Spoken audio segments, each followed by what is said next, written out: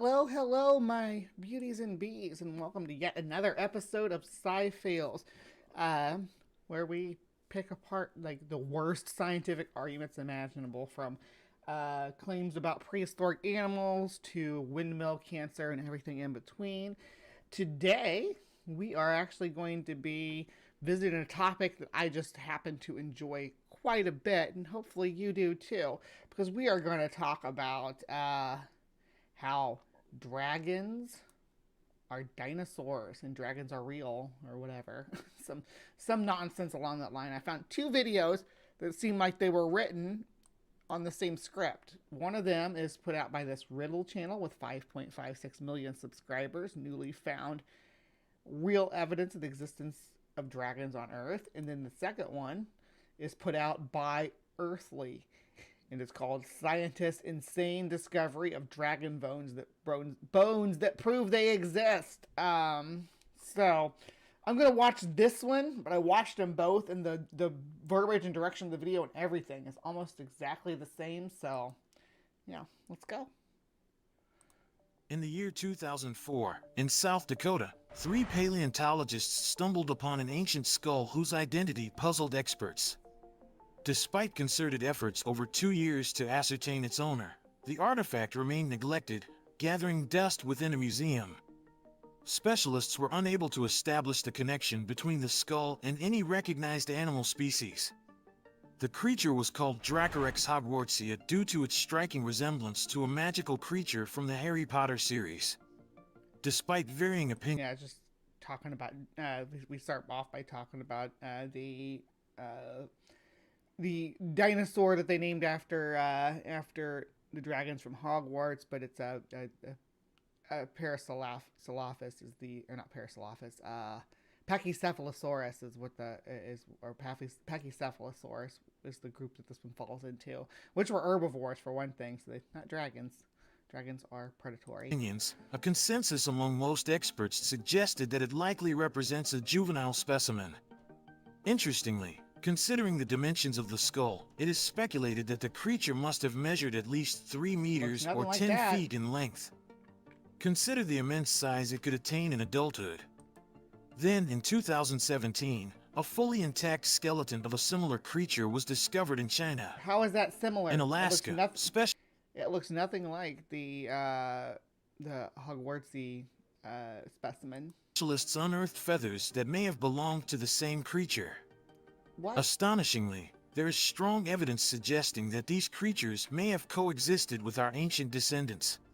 Oh, really? Now the question Strong remains, evidence, huh? what exactly are these animals? In Canada, specialists discovered a petroglyph crafted by the indigenous Anasazi tribe more than 2,000 a colossal lizard. Or just a regular lizard, maybe? Could be a lizard.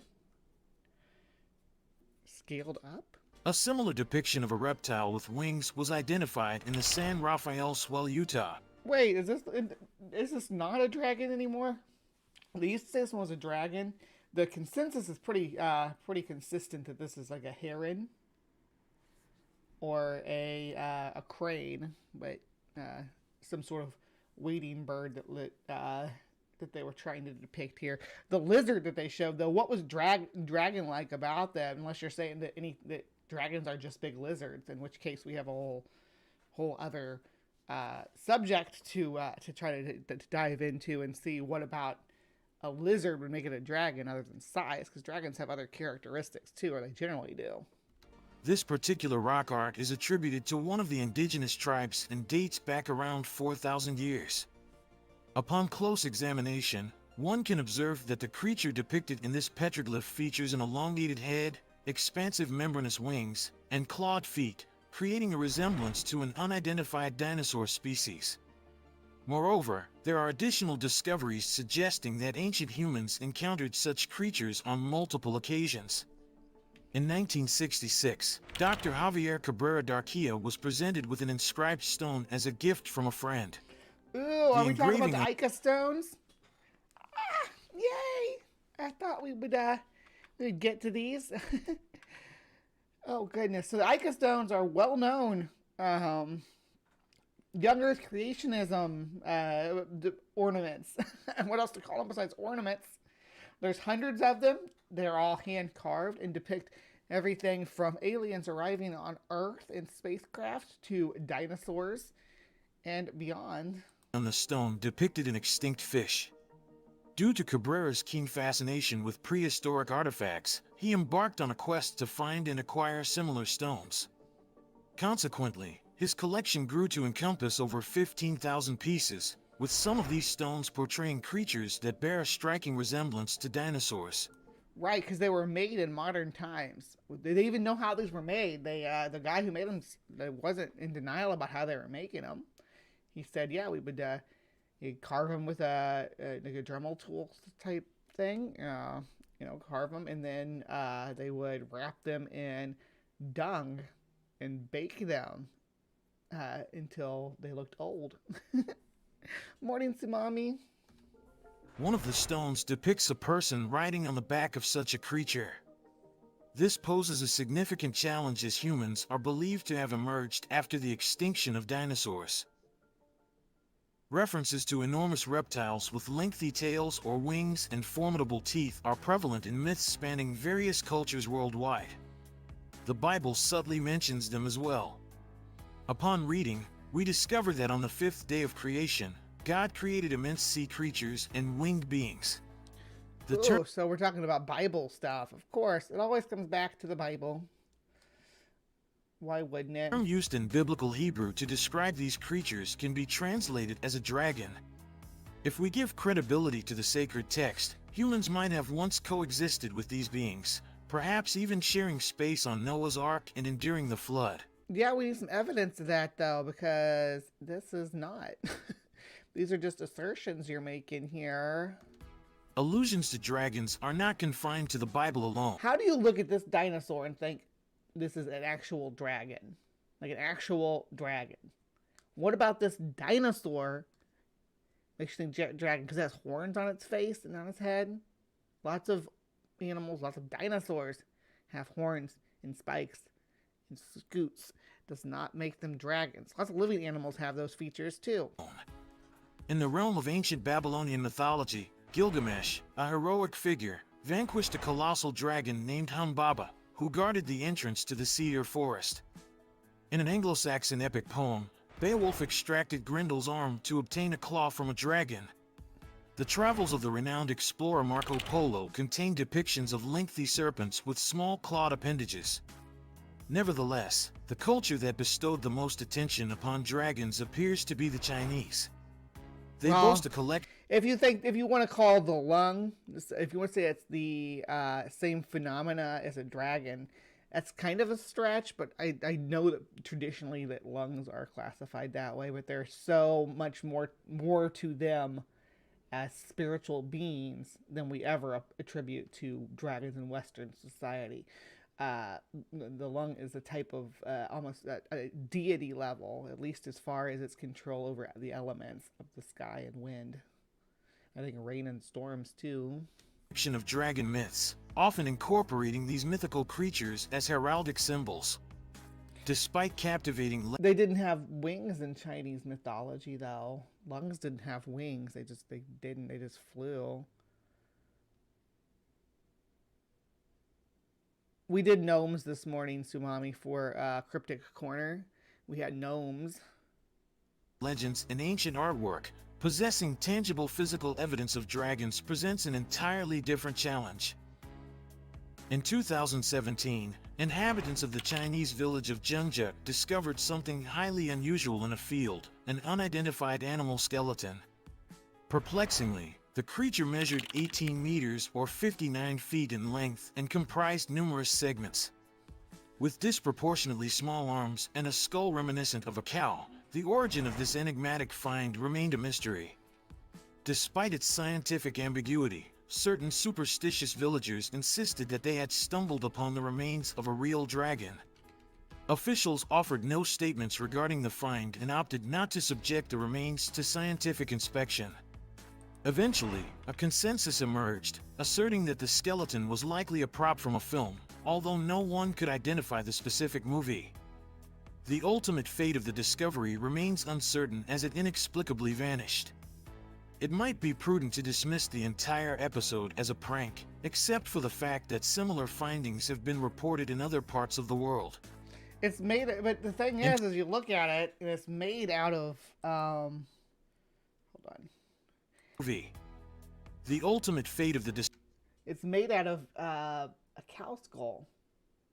Like, if you look at it close, I got a different picture of it up here that I was going off of, but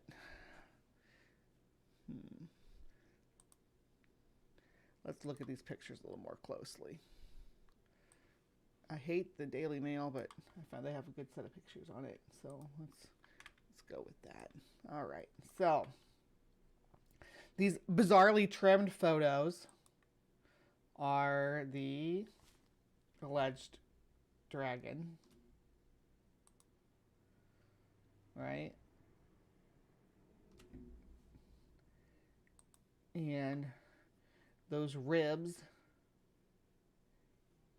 and the, what do you call those? It's gonna escape me, and it's gonna drive me crazy. The protrusions off the vertebra, they're called terminals. I'm not gonna bother trying to think of it, but this is look like they're placed there. Like this was laid in place. Like look at deer antlers.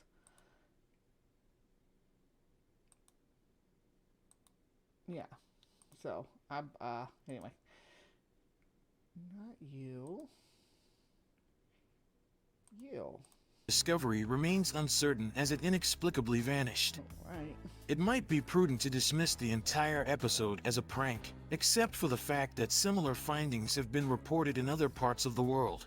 Oh yeah? Where? In 2021, researchers in the Australian state of Queensland unearthed a fragment of an ancient skeleton belonging to an airborne creature, boasting a wingspan of 7 meters or 23 feet. An airborne creature, not what is clearly a pterosaur. Looks like a rhynchorhynchid pterosaur. A skull measuring a meter or 3.2 feet in length. Notably, both the upper and lower jaws of this creature were equipped with 40 teeth, making a direct encounter with such a beast quite formidable.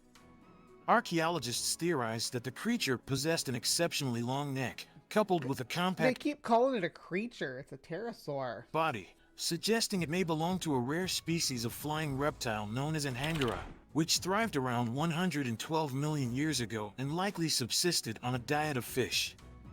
These were the initial vertebrates to master the skill of flight. Over the course of history, archaeologists have unearthed fragments of skeletons with characteristics strikingly parallel to that of mythical dragons. If we entertain the notion that... Just to be clear, an angora is just a genus of pterosaurs. It's also a family of pterosaurs, I guess I should say. Pterodactyloid pterosaurs. So that's what so toothy pterodactyls are, a toothy group. So not a rhynchorhynchoid, I was wrong. It was a pterodactyloid. Dragons did indeed exist. How plausible is their biological reality? Could these colossal reptiles have exhibited the fantastical feats attributed to them in legends? Chinese, Japanese, and ancient Greek myths characterize dragons as formidable aquatic entities. Nevertheless, the most significant aquatic creatures recognized by science fall within the category of mammals. Whales, walruses, seals, and dolphins possess a biologically endowed set of characteristics that enable them to thrive in or around water. Dragons, however, clearly do not belong to the mammalian category. From the perspectives of folktales and archaeological discoveries, these creatures bear a closer resemblance. There are no archaeological discoveries of dragons, sir. What the hell are you talking about, archaeological discoveries? To dinosaurs. Consider the Plesiosaurus, for instance. Its broad barrel-shaped body and scale-free smooth skin facilitated effortless navigation through the ocean. The elongated neck and petite head allowed the creature to silently approach fish. Coupled with its abbreviated tail and 4 flippers, this predator achieved a near-flying capability underwater. When the Plesiosaurus disappeared... The near-flying capability underwater, for those not in the know, it's called swimming. Yeah, they were good at swimming. You think that most marine animals are pretty good at swimming, though. Most of them. Appeared from the scene, the Mosasaurus stepped in. This carnivorous reptile boasted a streamlined physique but featured a larger head, shorter neck, and a mouth filled with razor-sharp teeth. This appeared Because it wasn't eating little fish, it was eating big stuff. It's a giant viridid, a giant a varanoid. This time I am right. And they are macro predatory. to have a more dragon-like quality. The Mosasaurus didn't utilize its flippers for swimming. Instead, it propelled itself through the water by oscillating its tail and flexing its spine laterally. However, when considering their winged counterparts, dragons depicted in various legends may seem overly hefty for flight. Nevertheless, there are documented instances of sizable creatures capable of taking to the skies. The largest among them are known as pterosaurs, boasting a wingspan that extended to 10 meters. Pterosaurs could weigh up to 250 kilograms, with bones that were partially hollow and only a few millimeters thick. Additionally, their skeletal structure was reinforced by internal struts, akin to the wings of an airplane. Because the bones possessed air-filled structures, they exhibited flexibility and a lightweight nature. Regarding dragons, their wings could potentially be filled with substances such as methane, a gas lighter than air. This characteristic could enable even a creature surpassing the mass of a pterosaur to achieve flight. If the composition of dragon bones So you're saying that dragon bones are full of methane? Wow, they'd be quite combustible, I'd say that. Shoot a dragon with a flaming arrow, take him out. Resembled that of larger birds, it could be the primary explanation for the absence of fossilized skeletons in our search. The crux of the matter is that bones with pores tend to decompose before undergoing fossilization, which could be why we lack direct evidence of their existence. Now, considering the trademark ability of dragons to spit fire, one might be astonished to discover that not only can such creatures... I think spitting fire would be a dangerous activity if your respiratory system was avian and connected to your bones, and then those were filled with methane. Breathing fire would probably be the worst thing you could possibly do. ...theoretically exist, but they already do, coexisting with us. Bombardier beetles, for instance, have the capability to release bursts of hot liquid from their specialized glands in the abdomen, known as picoidal glands. Chemical compounds are stored in two reservoirs and a distinct chamber where they undergo mixing. The biological mechanism of Right, there's no combustion there, though. Keep that in mind. There's no flames, no combustion. Dragons might operate along similar lines. Initiating just one particular chemical reaction could set the stage for the ability to breathe fire. Moreover, there are alternative methods to achieve this feat. Numerous animals, humans included, generate methane through anaerobic digestion, and this gas is notably flammable. Rather than expelling it through burps, dragons could potentially store methane in internal reservoirs and, when needed, unleash this stored potential for a more captivating purpose. So then when they fly, are they depleting their methane? So if a dragon breathes fire, it's not going to be able to fly anymore? I mean, does it deplete the methane that it has in its bones to make it lighter? Despite the high flammability of methane, the question arises, how does one ignite it? It could be that dragons possessed something akin to lighters internally. Even small deposits of silicon steel on their teeth could serve as a catalyst to spark a fire. The dragon would only need to snap its jaws once to unleash streams of blazing flames. Now consider this. That would be awesome if it had like flint in its teeth or something. One of the top teeth had flint and the bottom teeth had steel or something. But even that eventually is going to wear out. Like after after a few uses, eventually it'd wear out. But that's an interesting idea about their anatomy, having them you could do spec evolution for a dragon and give it that ability. You could even add like a migration where they migrate to some place where they like what you see cervids and ovids and stuff doing to salt legs, migrating to lick the salt for the necessary minerals that they need. Suppose these mythical creatures were actual entities that endured through all ice ages and mass extinctions, even managing to evade human conflicts. Could they seamlessly integrate into our contemporary world? Given the prevalence, I think giant flying reptiles would probably have been discovered by now. I think that would happen. I think we would find them. Of dragon myths across diverse cultures, it's conceivable that they resided all over the globe, possibly coexisting with dinosaurs when all continents were interconnected. However, over time, the movement of lithospheric plates could have caused the separation of descendants from the same species, leading them to end up in entirely distinct environments.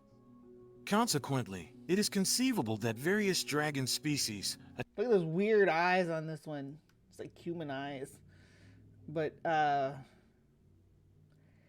yeah, the idea that humans coexisting with dragons and the dragon folklore from around the world being evidence for that, I just don't think that pans out, because the dragons that are seen all over the world have a lot of different characteristics and a lot of variability between what they are, how they interact, whether or not they breathe fire, whether they can fly, whether they have wings, whether they live in the sea. There's so many factors that are different that they're clearly not even describing the same phenomena anymore. Adapted for both aerial and terrestrial environments, could have emerged. These creatures would likely have undergone a natural evolutionary process, similar to the development of other vertebrates. Feathered dragons, akin to contemporary large birds, might have forfeited their capability for flight over time. The wings would have... Your latitude and longitude. Yeah, we're trying to chart your travels abroad, Miss Tsunami. Come on, Bree. Roger has flood them and pretending to be mountains and shit. Tartaria, of course. Dragons exist in Tartaria. If only Tartaria was the world that we lived in. I agree that there are dragons aplenty, both sea, sky, and land, or both sea and sky and on the land, in Tartaria. And there are dragons as big as mountain ranges that were covered by the mud flood. Sure. Gradually diminished until they disappeared entirely. Nevertheless, these creatures would likely retain robust hind legs adorned with claws and formidable beaks. In the minds of our descendants, dragons appeared far more majestic than their scientific depiction suggests. However, despite everything explained, there's still a possibility for you to encounter a genuine dragon. One such creature resides in your brain in the tropics, boasting a more awe-inspiring appearance than any fictional monster. Known as the blue sea dragon, it is actually a diminutive mollusk measuring no more than 40 millimeters. Its elongated body is adorned in vivid blue hues, with 2 pairs of legs on each side. The front limbs mimic wings, branching out into finger-like serrations, while the hind limbs, slightly smaller, feature appendages connected to the digestive tract. Similar to the dragon's mouth, there are tentacles designed to assist in capturing prey.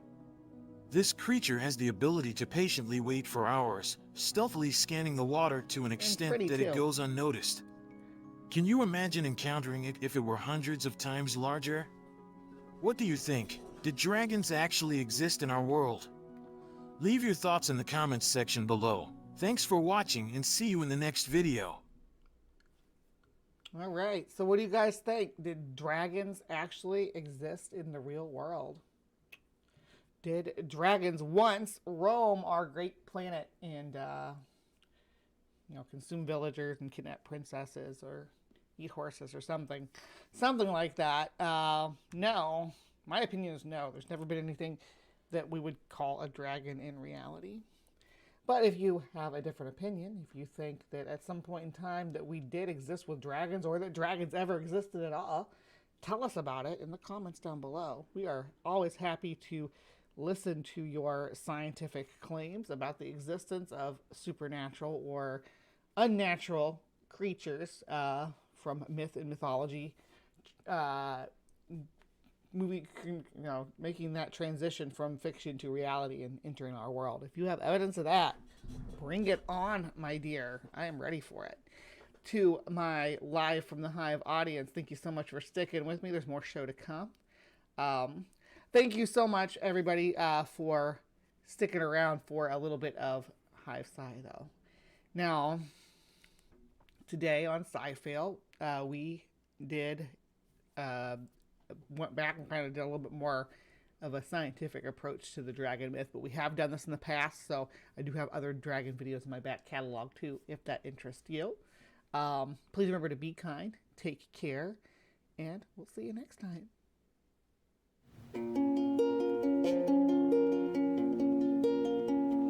If it takes forever